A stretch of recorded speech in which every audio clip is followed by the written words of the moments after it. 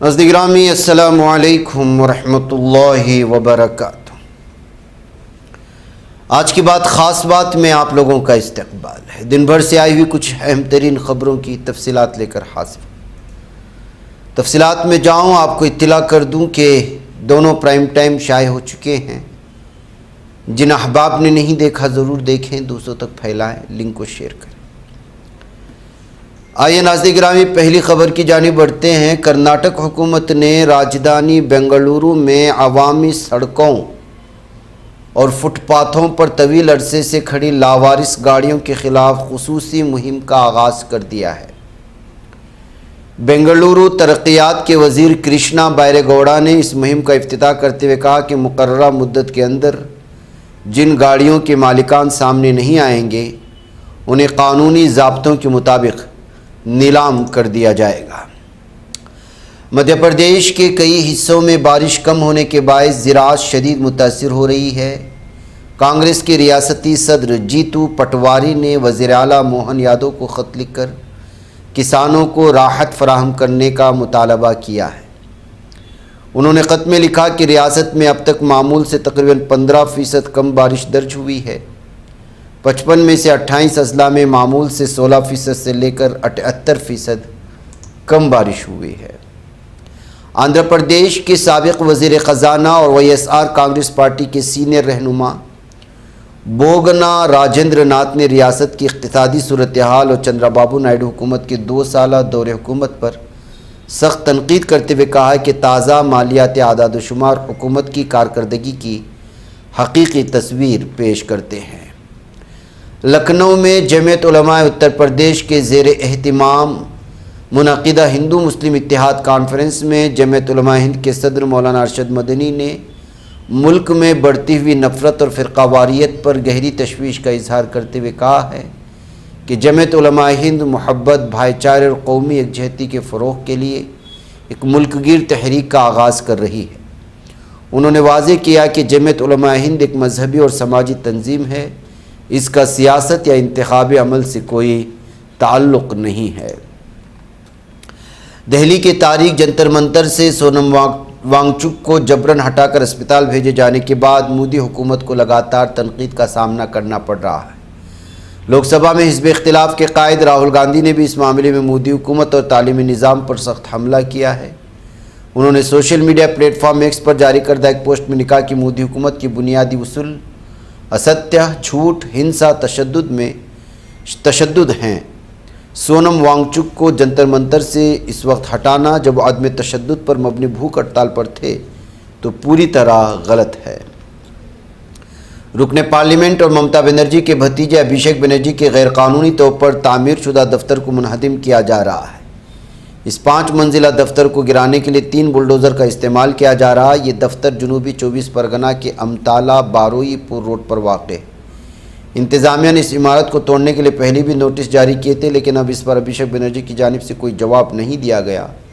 ہفتہ 18 جولائی کو انتظامیہ نے اس عمارت کو مسمار کرنے کی کارروائی شروع کر دی ہے۔ ایک طرف امتحانات میں بے ضابطگی اور پیپر لیک کے خلاف کانگریس نے چھاتروں کی گونج نام سے مہم جاری کر رکھی ہے۔ دوسری طرف امتحان میں ایک نئے گھوٹالے کی خبر نے مودی حکومت کو کٹہرے میں کھڑا کر دیا ہے۔ یہ معاملہ ری نیٹ سے جڑا ہوا ہے، جس میں بے ضابطگی کی خبر پر کانگریس نے سخت رد عمل ظاہر کرتے ہوئے کہا ہے کہ حکومت کو شرم آنی چاہیے۔ کانگریس کے سینئر رہنما لوک سبھا میں قائد حزب اختلاف راہل گاندھی نے کہا ہے کہ ملک کے تعلیمی نظام کو مکمل طور پر نئے سرے سے تشکیل دینے کی ضرورت ہے تاکہ بچوں کو تناؤ سے پاک محفوظ تعلیمی ماحول میسر آ سکے۔ والدین کو ان کی قربانیوں کے بدلے آنسوؤں کے بجائے خوشی اور اطمینان حاصل ہو۔ پارلیمنٹ کے مانسون اجلاس سے قبل تمل ناڈو میں حد بندی کو لے کر سیاسی ماحول گرما گیا ہے۔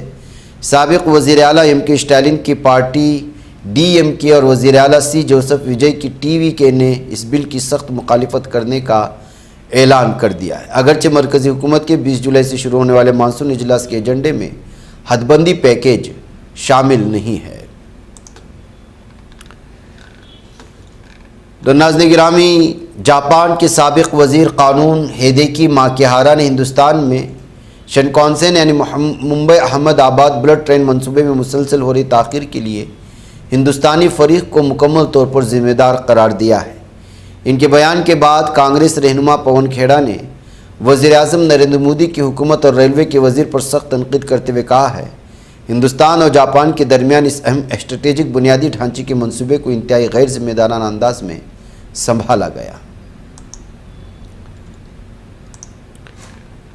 ناظرین گرامی، حیدرآباد کے چندرائن گٹا میں حیدرآباد فاسٹ نے چند ہوٹلز فاسٹ فوڈ سینٹرز پر دھاوے کرتے ہوئے 80 کلو چکن ضبط کر لیا۔ اس کارروائی میں 3 افراد کے خلاف مقدمہ درج کر لینے کی بات کہی گئی ہے۔ تلنگانہ کی ضلع محبوب نگر میں ایک حیران کن واقعہ سامنے آیا جہاں مبینہ طور پر ماں باپ نے اپنا 15 روزہ نومولود بچے کو 1 لاکھ روپے میں فروخت کر دیا۔ پولیس نے اس معاملے میں 2 افراد کے خلاف اغوے کا مقدمہ درج کر لیا ہے۔ واقعہ محبوب نگر رورل منڈل کے تیلگو گوڈینی علاقے میں پیش آیا۔ بچے کے ماں باپ کیشولو اور نیلما نے ابتدا میں پولیس کو یہی بتایا تھا۔ ایران نے اقوام متحدہ سے مطالبہ کیا ہے کہ وہ امریکہ کے حملوں کو فوری طور پر روکنے کے لیے مؤثر اقدامات کرے اور شہری ڈھانچے کو نشانہ بنانے کے معاملے میں واشنگٹن کو جواب دہ ٹھہرائے۔ اقوام متحدہ میں ایران کے مستقل مندوب امیر سعید ایروانی نے اقوام متحدہ کے سیکریٹری جنرل اینٹونیو گوٹریس اور سلامتی کونسل کے صدر کو ایک خط ارسال کرتے ہوئے امریکی کارروائیوں کو بین الاقوامی قانون اقوام متحدہ کے منشور کی صریح خلاف ورزی قرار دیا ہے۔